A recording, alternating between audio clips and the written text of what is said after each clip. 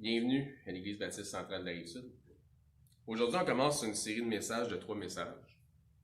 Puis sur le vin, l'alcool, les boissons fortes dans la Bible.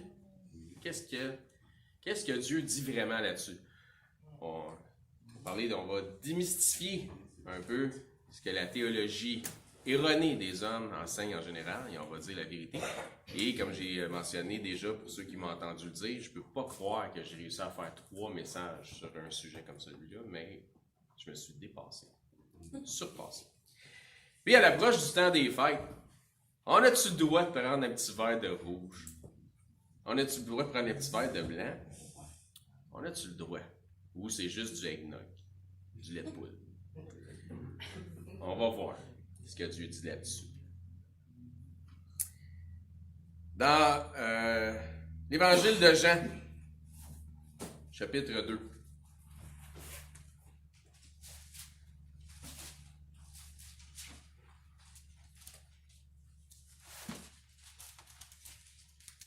À partir du verset 1.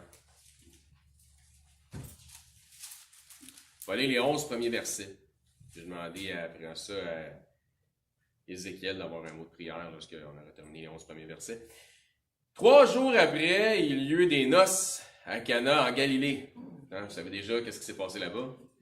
La mère de Jésus était là, et Jésus fut aussi invité aux noces avec ses disciples. Le vin ayant manqué, la mère de Jésus lui dit, « Ils n'ont plus de vin. » Jésus lui répondit, « Femme, qu'y a-t-il entre moi et toi? Mon heure n'est pas encore venue. » Sa mère dit au serviteur, « Faites ce qu'il vous dira. » Or, il y avait là 6 vases de pierre destinés aux purifications des Juifs, et contenant chacun 2 ou 3 mesures. Jésus leur dit, « Remplissez d'eau ces vases. » Et ils les remplirent jusqu'au bord. « Puisez maintenant, leur dit-il, et portez-en à l'ordonnateur du repas. » Et ils emportèrent. Quand l'ordonnateur du repas eut goûté l'eau changée en vin, ne sachant d'où venait ce vin, tandis que les serviteurs qui avaient puisé l'eau le savaient bien, il appela l'époux. Il lui dit, « Tout homme sert d'abord le bon vin, puis le moins bon après qu'on soit enivré. Toi, tu as gardé le bon vin jusqu'à présent. » Tel fut à Cana, en Galilée, rien de moins que le premier miracle que fit Jésus. Il manifesta sa gloire et ses disciples crurent en lui. Merci Seigneur, parce qu'on peut se réunir ce matin pour étudier ta parole. Je te prie que tu puisses nous donner le discernement de comprendre ce que tu veux nous enseigner ce matin. Puis à travers le premier miracle qu'on voit de Jésus, Seigneur, souvent une histoire qu'on trouve un peu banale, mais merci de continuer à nous émerveiller par ta parole. Son Jésus, je te prie. Amen. Très bien dit. Effectivement, ce n'est pas banal. Il ne faut pas que ça soit banalisé, justement, ce premier miracle-là, comme le frère vient de le dire dans sa prière. C'était quelque chose d'assez grandiose. C'est le premier d'une série, là. Croyez-le ou non, ce passage sème toute une controverse au sein de la chrétienté au sens large.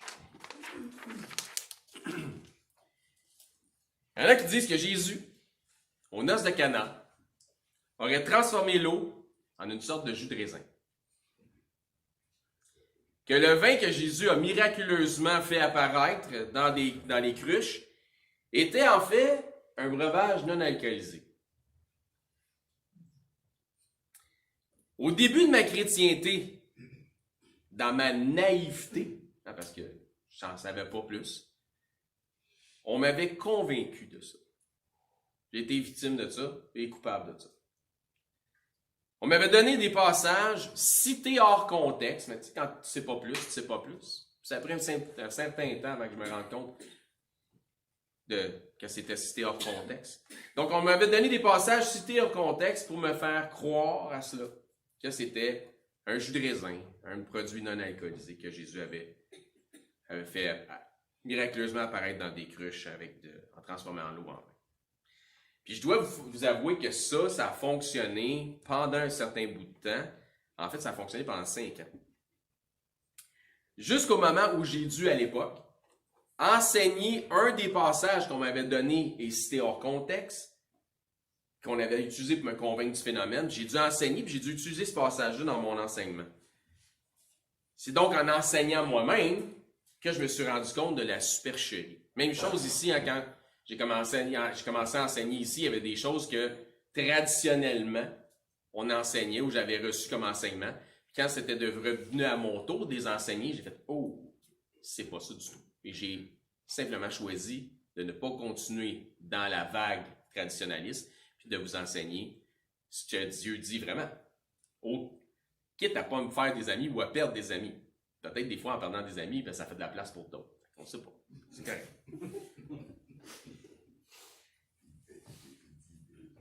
Donc, nous sommes donc à un de ces moments charnières de ma vie de prêcheur où je vais exposer mes points de vue bibliques, risquer de perdre des amis. Je vous le dis, c'est tellement sensible dans le milieu baptiste traditionnaliste, ce que je m'apprête à vous dire, que pour certains, ça va paraître comme si je commettais le péché contre le Saint-Esprit. Ouais, c'est à ce point-là bizarre. Je vais être, selon eux, dans l'apostasie. Je vais tenter, au mieux de mes connaissances, de vous exposer par 3 messages la vérité biblique sur le vin, l'alcool et les boissons fortes. En laissant définitivement Dieu dire ce qu'il dit dans sa parole, sans tordre les Écritures, sans les citer hors contexte, sans les rendre compliquées, complexes, sans leur donner un sens biaisé. Parce que c'est souvent ce que j'entends, c'est juste des sens biaisés. Sans leur donner un sens biaisé selon une idéologie déjà toute faite. Ce qui serait une idéologie préconçue. Parce que jusqu'à présent, à peu près tout ce que j'ai vu, lu ou entendu sur le sujet venant de ceux qui partagent les idéologies baptistes n'ont été que des commentaires et ou des études biaisées. Puis c'est pas juste dans le monde baptiste, là. Dans quel monde chrétien au sens large, il y a comme une prohibition divine. Donc, tout ce que j'ai entendu, vu, peu importe, c'est tout biaisé puis alimenté par des idées préconçues. Fait que ton idée, c'est ça. C'est des préconçus d'avance. Fait que tu vas prendre des Écritures, tu vas prendre des passages d'Écriture, tordre des passages d'Écriture, les citer hors contexte, pas les citer au complet, juste pour que ça continue à alimenter ton idéologie. Ça, il y en a trop de ça. Ça s'arrête ici, aujourd'hui. C'est-à-dire, là, je parle d'ici d'études qui prennent des textes hors contexte pour faire dire à Dieu ce qu'il ne dit pas, première des choses, donnant des intentions à Dieu qu'il n'a pas non plus. Des études que j'ai vues venant d'enseignants qui se permettent d'aider Dieu, parce que Dieu, tu sais, vu que c'est un épais, il a besoin d'aide. D'aider Dieu dans sa pensée en se permettant eux-mêmes de penser au-delà des Écritures. Puis moi, ça me dérange profondément. Parce que c'est un péché que de faire ça. De penser au-delà des Écritures, de citer les Écritures hors contexte, de faire dire à Dieu ce qu'il ne dit pas, de dénaturer la nature de Dieu, c'est un péché. Donc tu pêches devant toute ton assemblée en lui disant toutes sortes de niaiseries. Je vais vous donner aussi quelques exemples de textes qui sont pris hors contexte, comment c'est exposé, puis on va regarder ça vis-à-vis de la vérité des Écritures. J'en parle parce qu'habituellement, c'est malhonnête de la manière dont c'est exposé. Puis aujourd'hui, j'ai décidé que je dénonçais ça. Puis en plus, ça va être sur YouTube. Le bonheur.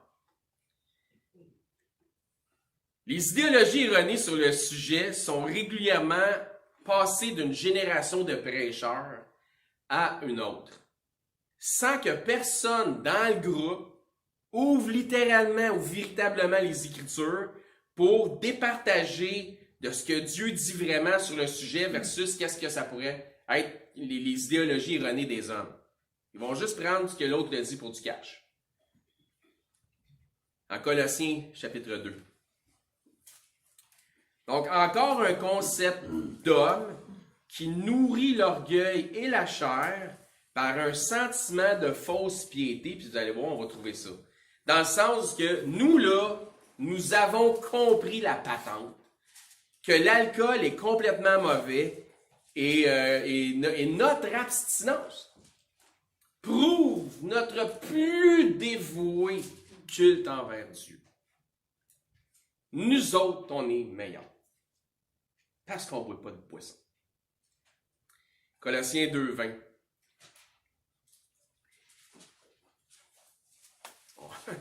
Encore, on va laisser Dieu dire ce qu'il dit.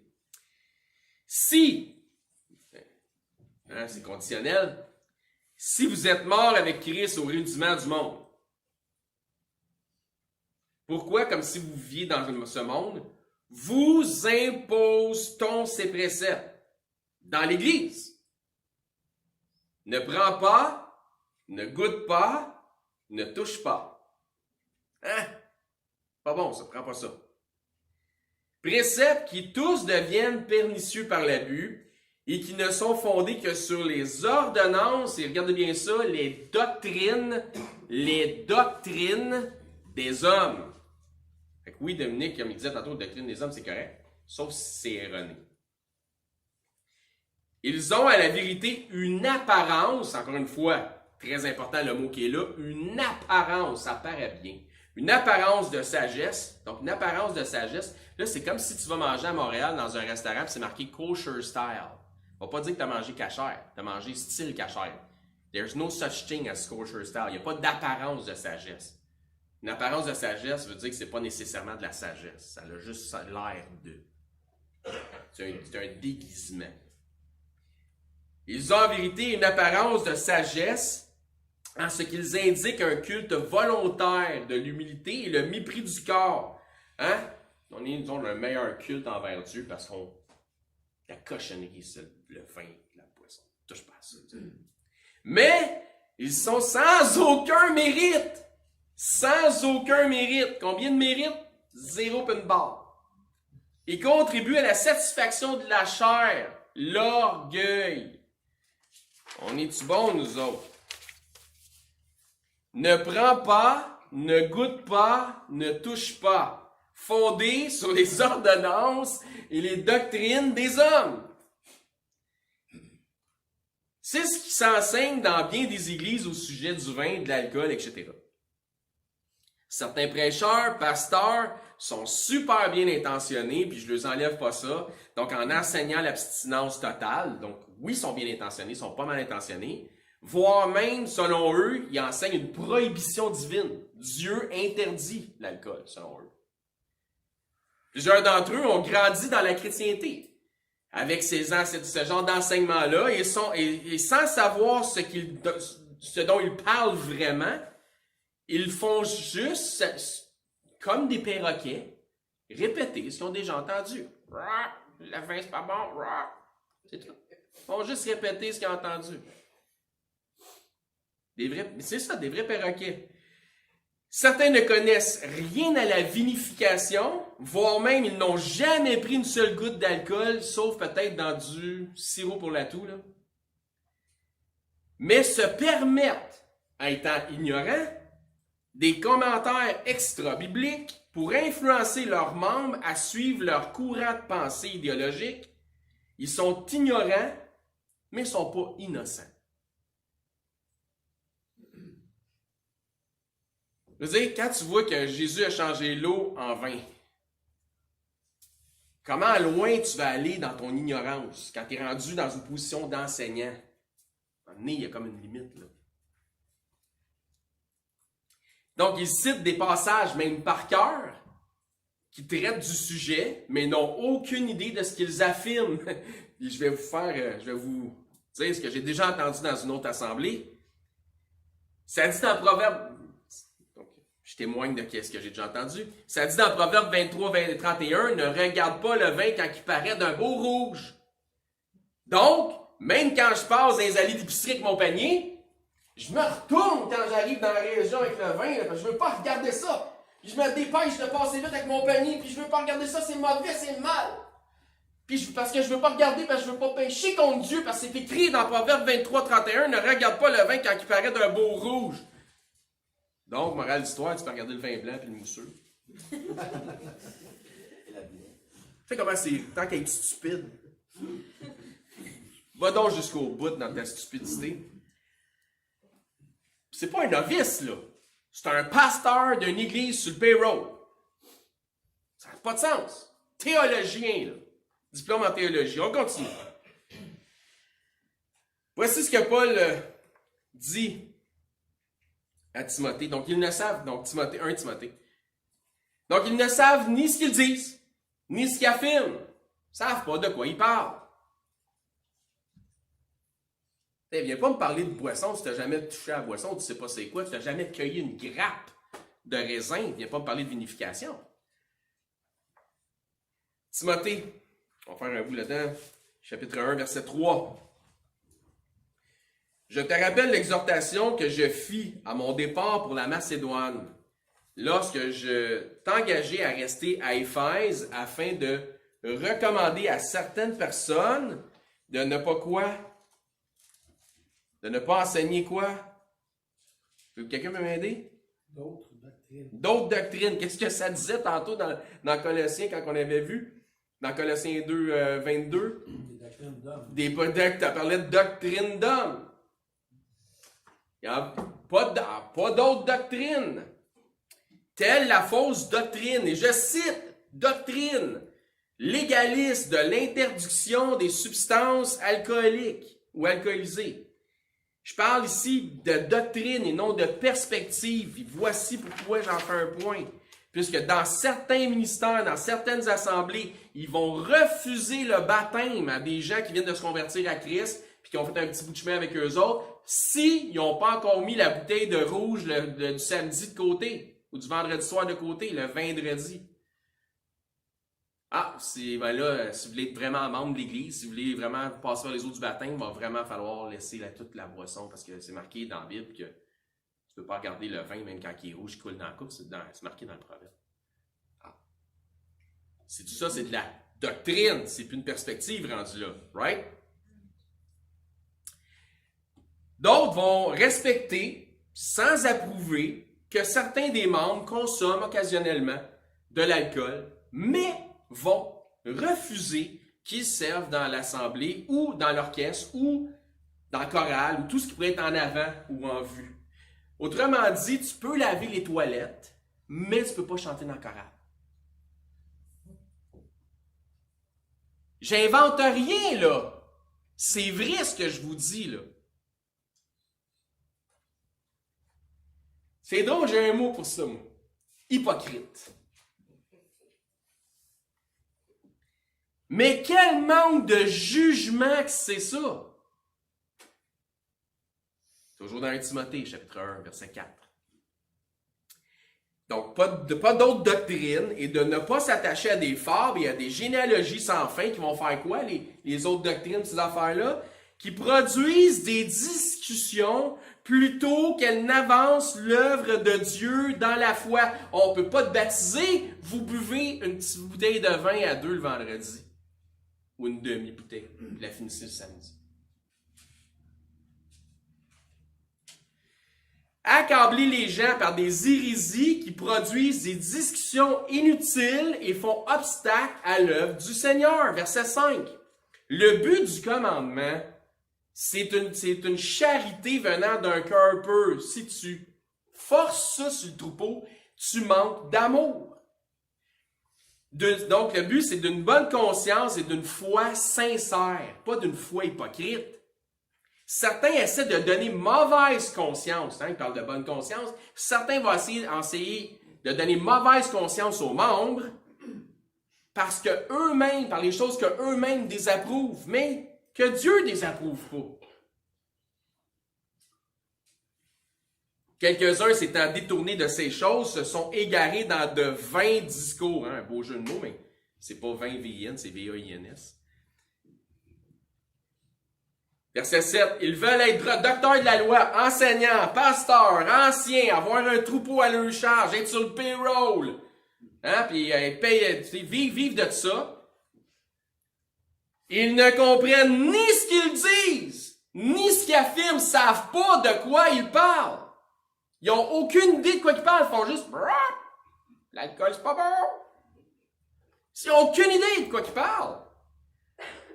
C'est écrit dans le Proverbe 23-31 de ne pas regarder les bouteilles de vin à l'épicerie. Tu sais de quoi je parle? Ben oui.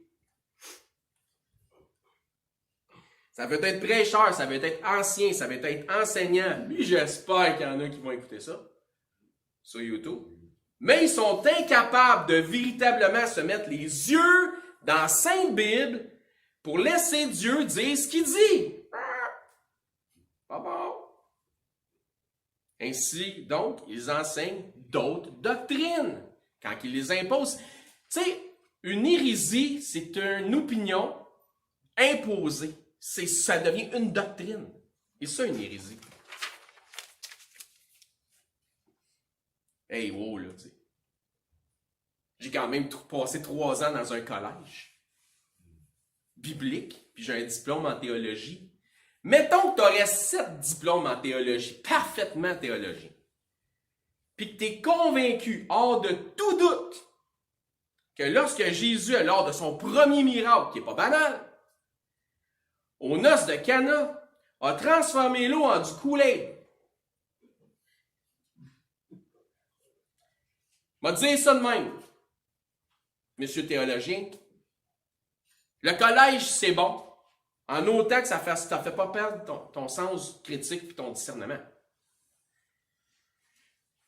Si tu as passé des années au collège biblique, puis tout ce que tu es capable c'est de faire, c'est de l'exhortation de surface, puis d'enseigner du tout fait, d'enseigner des théologies faites de main d'homme, sans jamais te remettre en question sur ce que tu as reçu, sans jamais te remettre en question sur tes propres perspectives, ben j'ai des petites nouvelles. Tout ce que tu as fait pendant tes années de collège, c'est d'aller t'endoctriner, mais pas nécessairement de saine doctrine. Éprouver tout, mais ne retenir que ce qui est bon. Autrement dit, ne retenir que ce qui s'accorde véritablement avec ce que Dieu dit. Flush le reste. T'as pas besoin de ça, va pas enseigner ça. Sinon, n'en fais pas un dogme, ni une règle. Va pas dire on peut pas vous baptiser, tu peux pas être dans le choral. N'en fais pas un dogme, ni une règle, ni une loi que tu imposes sur le troupeau du Seigneur. Ça t'est pas permis de faire ça. Ça aurait beaucoup plus de mérite si quelqu'un qui est en avant dit « selon mon opinion » ou « selon ma perspective ». Ça, c'est respectable. Ça, on peut tous être d'accord d'être en désaccord et s'aimer quand même. Mais imposer de la doctrine, une autre doctrine, ça, c'est de l'hérésie. N'oblige pas personne à tes opinions.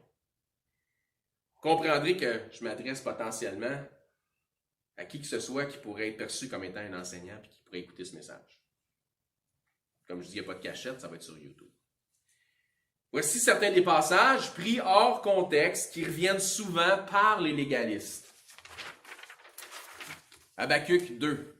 Habakkuk chapitre 2. On va premièrement regarder de quelle façon c'est exposé. Ensuite, on va regarder à la réalité biblique, c'est-à-dire les hérésies versus la vérité. Donc, la manière mensongère de l'exposer, ça dit, dans Habakkuk 2, hey, c'est écrit dans la Bible, « Malheur à celui qui donne à boire à son prochain. » C'est écrit ça dans la Bible, « Malheur à celui qui donne à boire à son prochain. » Fait que là, si tu donnes à boire à ton prochain, malheur à toi. Faut pas que tu donnes à boire à ton prochain. Fait que tu peux même pas travailler dans un dépanneur. Hein? Pourquoi? Parce que quelqu'un va arriver avec sa caisse de bière ou sa bouteille de vin, de piquette, puis tu charges, puis tu fais une transaction. Malheur à toi! Ben oui, voyez-vous ce que ça va? Ça va loin, là. Habakkuk 2,15. La réalité biblique. Puis comment on fait pour recevoir et percevoir une réalité biblique versus la théologie malsaine des hommes? Ben, il y a deux options. Le texte, puis le contexte. Est-ce que vous êtes d'accord? On va regarder au texte et au contexte. Habakkuk 2,15. Malheur à boire. Qu'est-ce qui est écrit là? À celui qui donne à boire à qui? Ben, vous voyez, c'est écrit. Malheur à boire. Malheur à celui qui donne à boire à son prochain. Bon, on ferme la Bible, on s'en va chez nous. Non? OK, on continue à aller. À toi qui verse ton outre et qui l'enivre, afin de voir sa nudité. Ah! OK, ça s'arrête pas là, mais oui, mais personne me l'avait dit. Ben, prends ta Bible, ouvre-la, puis lis, tu vas voir. Malheur à celui qui donne à boire à son prochain, à toi qui verse ton outre et qui l'enivre, afin de voir sa nudité. Question, est-ce que c'est vraiment seulement écrit, malheur à celui qui donne à boire à son prochain? Ça finit là? Non. Le texte suppose que le malheur peut atteindre celui qui enivre volontairement son prochain afin d'obtenir quelque chose de lui ou d'elle, afin d'abuser facilement de cette personne ou de soutirer quelque chose de cette personne. Est-ce que c'est pas ce que le texte suggère? Bon, on va prendre le texte dans le contexte. Une autre question. Est-ce qu'on a un exemple biblique d'une personne qui aurait donné à boire ou qui aurait enivré son prochain afin de tirer un avantage de cette personne? On en a quelques-uns. Un de ces exemples-là, en fait, on n'a pas juste un exemple, mais un de ces exemples-là, c'est avec le roi David. Dans la personne du roi David, avec Uri, le premier mari de Bathsheba. Dans 2 Samuel. Dans 2 Samuel 11.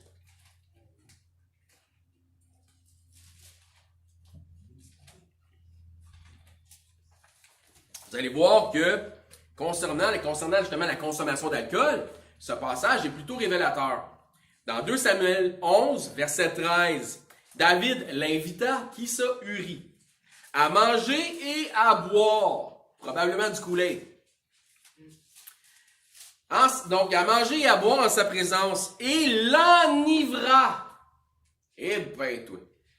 Et le soir, Uri, étant très intègre, sortit pour se mettre sur sa couche avec les serviteurs de son maître, mais il ne descendit point dans sa maison. Il est allé vers ses... Il voulait pas aller vers sa femme parce que ses frères d'armes n'étaient pas avec leurs épouses. Il voulait être solidaire. Très, très intègre comme homme. En fait, son intégrité l'a mené à sa perte. David ayant commis l'adultère, donc je vous résume l'histoire, avec l'épouse de Uri, Bathsheba, puisqu'elle était devenue enceinte de David, souhaitait lui faire porter le chapeau à Uri en le sortant des combats armés, en l'enivrant, en espérant qu'en l'enivrant, par la consommation d'alcool, lui serait devenu un peu plus frivole, puis qu'il irait chez eux vers sa femme pour coucher avec elle, puis lui, il lui ferait porter le chapeau. C'est pas mal ça l'histoire? Enfin, c'est un passage révélateur, comme je vous disais tantôt, parce que dans celui-ci, on perçoit l'extrême intégrité d'Uri qui n'a pas voulu aller vers sa femme. La première question que je me pose, puis moi je suis vraiment simpliste, ou simplet, ou peut-être je manque d'intelligence, je ne sais pas. Mais la première question que je me pose est celle-ci. Si le Dieu de la Bible interdit la consommation de boissons alcoolisées, comment se fait-il que le roi David avait du vin de toute évidence alcoolisé, parce qu'il a réussi à enivrer Uri avec? Comment ça qu'il y avait du vin alcoolisé à sa table? Ça, c'est la première question d'homme simple que je me pose. La deuxième question que je me pose, c'est si le Dieu de la Bible interdit la consommation de boissons alcoolisées, comment se fait-il que Uri, homme intègre, ait non seulement accepté d'en boire? Et je veux dire, s'il est intègre, puis l'alcool est proscrit, comment ça que Uri dit, ben oui, en prendre une tasse, ben non. Donc, il n'a pas juste accepté d'en boire, mais de toute évidence, il en a même bu un peu trop. En répondant de la manière très simple à la première question, on obtient la réponse à la deuxième. Donc, la question, c'est pourquoi David avait-il du vin alcoolisé à sa table? Est-ce que quelqu'un peut m'aider?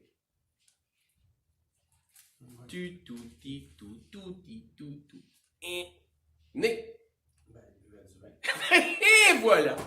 C'est assez simple comme réponse. Pourquoi David avait-il du vin alcoolisé à sa table? Parce que le roi David buvait du vin alcoolisé.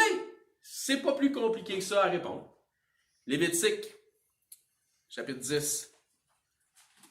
Quand je veux dire, quand tu laisses Dieu dire ce qu'il dit, puis tu gardes ça simple, c'est pas mal la réponse que tu obtiens. À moins de vouloir absolument tordre des Écritures, c'est pas super compliqué à comprendre. David avait du vin alcoolisé parce qu'il en buvait. Voici un autre passage tordu, hors contexte, qui m'a berné pendant longtemps. C'est le texte qui m'a berné pendant 5 ans. Puis qu'à un moment donné, j'ai dû prendre puis enseigner moi-même. Puis quand j'ai dû l'enseigner, j'ai compris que j'aurais dû aller voir le contexte, j'aurais compris quelque chose, mais naïveté étant, au début de ma chrétienté, je n'étais pas rendu là. J'ai fait un petit bout de chemin depuis. Lévitique, chapitre 10, verset 8. L'Éternel parla à Aaron et dit, tu ne boiras ni vin. Bois-en pas. Ni boisson enivrante. On arrête ça là, on ferme la Bible. On continue. Toi et tes fils avec toi, lorsque vous irez dans la tente d'assignation, de peur que vous ne mouriez. Ce sera une loi perpétuelle parmi vos descendants. C'est une loi de ne pas boire de vin, ni de boisson enivrante, lorsqu'ils vont dans la tente d'assignation, afin que vous puissiez distinguer de ce qui est saint, de ce qui est profane, de ce qui est impur et de ce qui est pur. Hey, ça, on m'a joué un tour avec ça longtemps. Voici la manière mensongère de l'exposé à laquelle j'ai été exposé. Voyez-vous, ça dit clairement ici de ne ni boire de vin ou de boisson alcoolisée afin de faire la différence entre ce qui est saint, S-A-I-N-T, de ce qui est profane, de ce qui est impur, de ce qui est pur. Donc Dieu dit ici, c'est clair que l'alcool ou le vin alcoolisé là, sont des substances profanes puis impures. J'ai cru ça 50 ans. Mieux que ça, Aaron était lévite et sacrificateur. Puis dans les Écritures, ça nous dit que Dieu a fait de nous des sacrificateurs. Donc, on ne peut absolument pas toucher une seule goutte d'alcool. Et bon sang que c'est tordu. Réalité biblique. Comment on fait pour avoir une réalité biblique? On regarde deux choses. Le texte, le contexte. Comme ça, quand tu cites Dieu dans le contexte, il ne fait pas dire ce qu'il ne dit pas. Sinon, mais c'est toi le menteur. Parce que lui, Dieu dit la vérité. Voyons maintenant pourquoi Dieu s'était adressé à Aaron sur les sujets sur les boissons potentiellement enivrantes. C'est premièrement spécial à constater que Dieu s'adresse à Aaron et non pas à l'ensemble du peuple. Vrai? Donc, c'était pour Aaron et ses fils. Je veux dire, si Dieu souhaitait absolument interdire la consommation de breuvages alcoolisés, pourquoi s'adressait-il à Aaron seulement et à ses fils et non pas à l'ensemble du peuple? Donc pourquoi il s'adressait juste aux Lévites qui faisaient le service? Pourquoi Dieu n'a-t-il pas tout simplement dit à l'ensemble du peuple hébreu, « Je suis l'Éternel, ton Dieu, tu ne boiras aucune boisson enivrante. » Ça aurait été clair. On n'en parlerait pas présentement. Mais il n'y a rien de tel dans les Écritures. Rien de tel dans les Écritures. Non seulement Dieu, dans le passage que nous avons vu dans Lévitique, s'adresse à Aaron, mais aussi à ses fils et à la descendance qui prendra part à la sacrificature. Dieu ne leur dit pas de ne pas consommer d'alcool à jamais. C'est pas ce qu'il leur dit. Mais pour un temps précis, car il dit, lorsque vous entrez dans la tente d'assignation. Pour un temps précis. Ça désigne donc un temps précis, à moins que je sois un cave, là, puis peut-être que je le suis un petit peu, mais peut-être pas tant que ça. Lorsque vous entrez dans la tente d'assignation, ça désigne un temps précis lié à une tâche précise. Ça se peut-tu? C'est ça? Texte puis contexte. Un temps précis lié à une tâche précise. En dehors de ce temps précis et de cette tâche précise, ça a de l'air que tu peux boire. Donc, Dieu dit clairement, quand vous devrez accomplir vos tâches liées à la sacrificature, vous devrez être sobre, dans le sens ne pas être sous l'effet d'alcool. Oui, mais ça dit dans le passage au verset 10, afin que vous puissiez distinguer ce qui est saint de ce qui est profane, de ce qui est impur, puis de ce qui est pur. Donc, ça veut dire que l'alcool, c'est un produit qui est impur. 3 mots. Contexte, contexte, contexte. 50 ans, j'ai cru ça. Pourquoi Dieu parle-t-il de faire une distinction entre, donc Lévitique, toujours Lévitique 10, pourquoi Dieu parle-t-il de faire une distinction entre ce qui est saint, encore une fois, saint pas S-A-I-N, parce que sinon ça serait malsain, mais saint S-A-I-N-T, donc versus ce qui est profane ou impur. Lévitique 10, verset 1. Pourquoi Dieu en est venu là, à ça? Les fils d'Aaron, Nadab et Abihu, prirent chacun un brasier, ils mirent du feu, ils ont mis du feu dessus, ce brasier-là, et posèrent du parfum dessus. Ils apportèrent devant l'Éternel du feu étranger, pas le bon feu, ce qu'il ne leur avait point ordonné. Alors le feu sortit de devant l'Éternel, les consuma, ils moururent devant l'Éternel. Pow! On peut extrapoler très clairement que Nadab et Abihu avaient peut-être levé le coude avant de faire leur service et étant sous l'effet de l'alcool, ils ont été nonchalants et négligents dans leurs œuvres de sacrificature. Ainsi, ils n'ont pas fait la différence entre ce qui est saint, S-A-I-N-T, et ce qui est profane, ce qui est impur, puis ce qui est pur. Pas l'alcool qui est pur ou impur. C'est ton discernement à faire la différence entre ce qui est pur et ce qui est impur, si ton jugement peut être altéré par l'alcool. Donc, selon le contexte, Dieu dit de faire la différence entre ce qui est saint ou profane ou pur ou impur. Il ne réfère pas à l'alcool comme étant impur, mais à l'exemple du feu étranger qui, lui, est impur, que les sacrificateurs avaient apporté devant l'Éternel.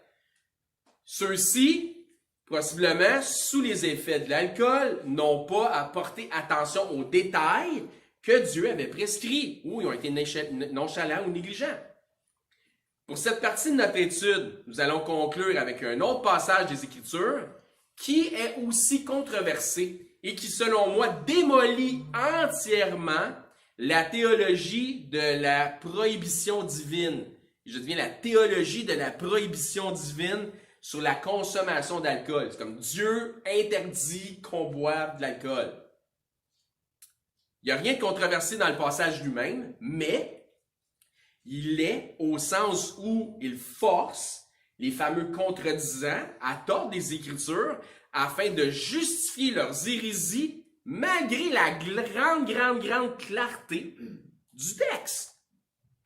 Ce passage que je vais vous donner dans un instant est tiré d'un chapitre qui est à la base de l'alimentation cachère. Il parle donc assurément de ce qui est pur puis de ce qui est impur.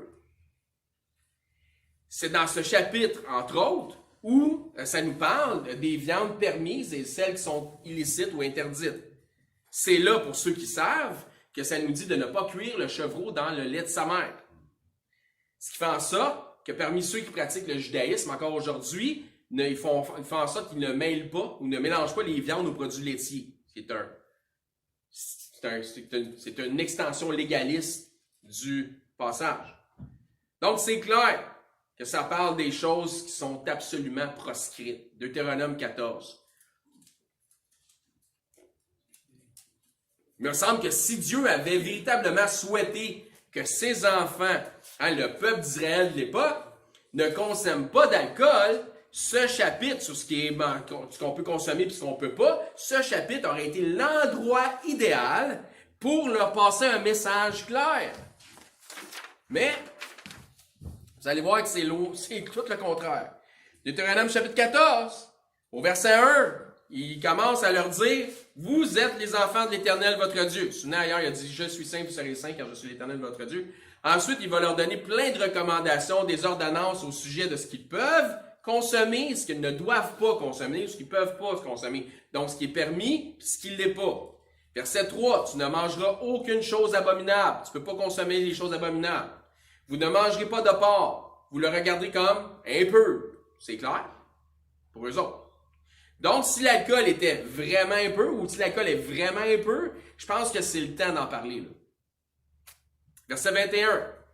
Tu ne feras point cuire le chevreau dans le lait de sa mère. À partir du verset 22, ça devient super intéressant. N'oubliez pas que Dieu met au clair ici ce qui est permis et interdit de consommation. C'est ça le contexte. Deutéronome 14, 22. Tu lèveras la dîme de tout ce que produira ta semence, de ce que rapportera ton champ chaque année. Et tu mangeras devant l'Éternel ton Dieu, donc tu manges, tu consommes, devant l'Éternel ton Dieu, dans le lieu qu'il choisira pour y faire résider son nom. La dîme de ton blé, de ton mou, de ton huile, et les premiers-nés de ton gros et de ton menu bétail, afin que tu apprennes à craindre toujours l'Éternel, ton Dieu. Qu'est-ce que du mou? Hein? Ton mou, ton huile, c'est quoi du mou? C'est quelque chose de pas dur? C'est quoi du mou? C'est soit un jus de raisin ou un concentré de jus de raisin, dans le but d'être éventuellement fermenté. Oui, avec de l'eau, tu peux rajouter de l'eau, tu le fermentes, et d'être transformé en vin alcoolisé. C'est ça du mou. Invente rien, chacun la définition. Si quelqu'un veut me reprendre là-dessus, vous êtes bienvenus. Deutéronome 14, 24.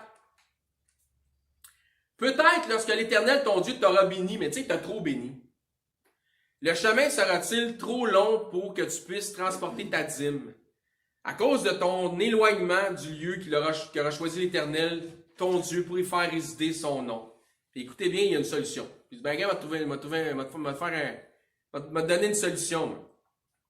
Alors, tu échangeras ta dîme contre de l'argent. Et tu serras cet argent dans ta main, et tu iras au lieu que l'Éternel, ton Dieu, aura choisi. Plus facile de transporter du cash que de transporter toute ta marchandise.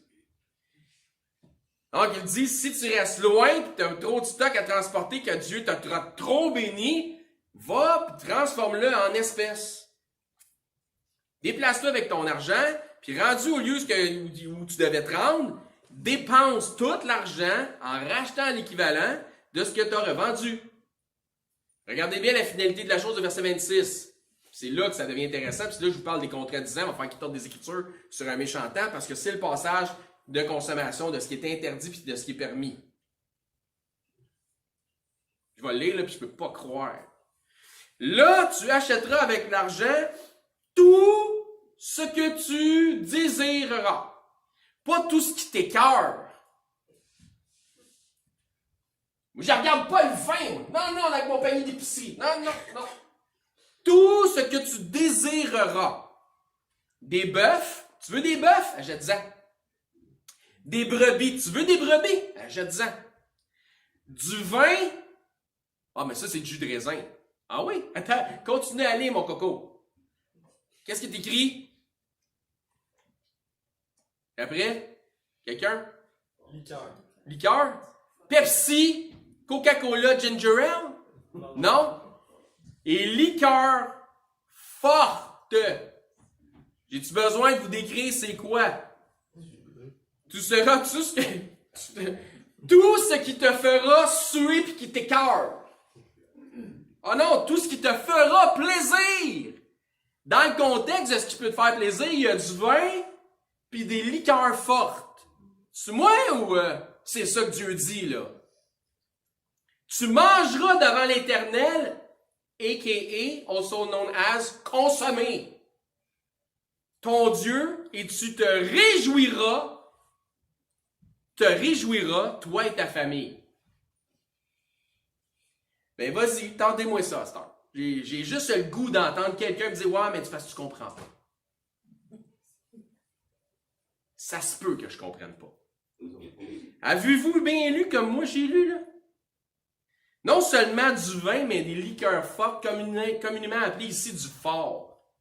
Ça dit tout ce qui te fera plaisir. Je vois pas le but de me faire plaisir en dépensant inutilement mon cash dans quelque chose qui est interdit, là. Ça marche pas, là. C'est un non-sens.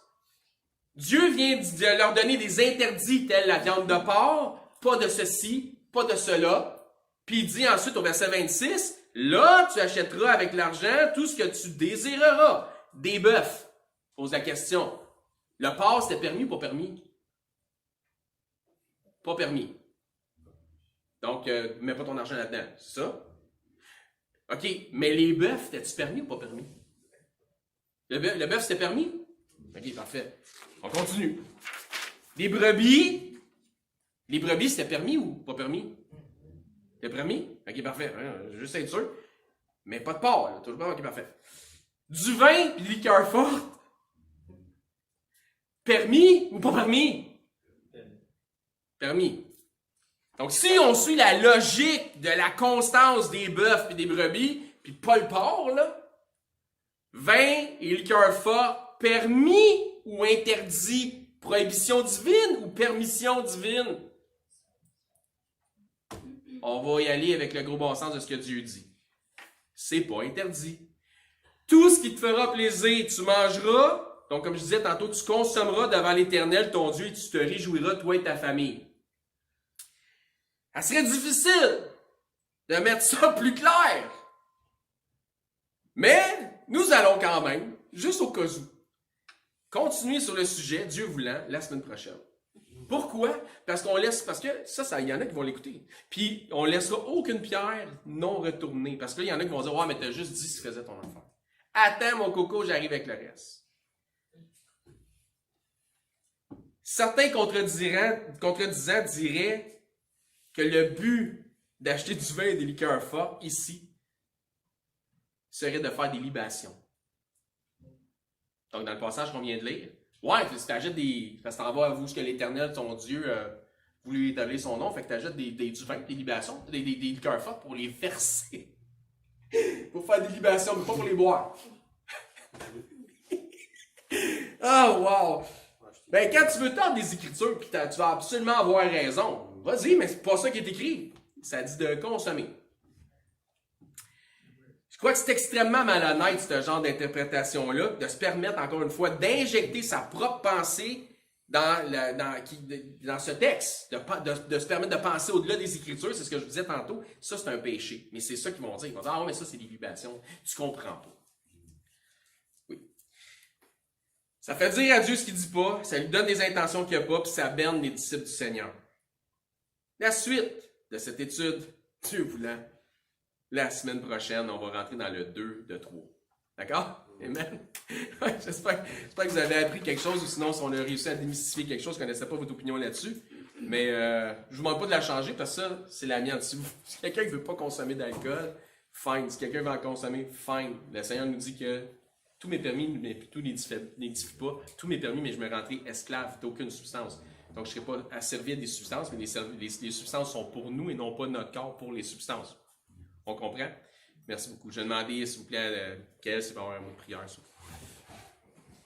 Merci à toi, Seigneur, pour ce prêche encore ce matin très édifiant.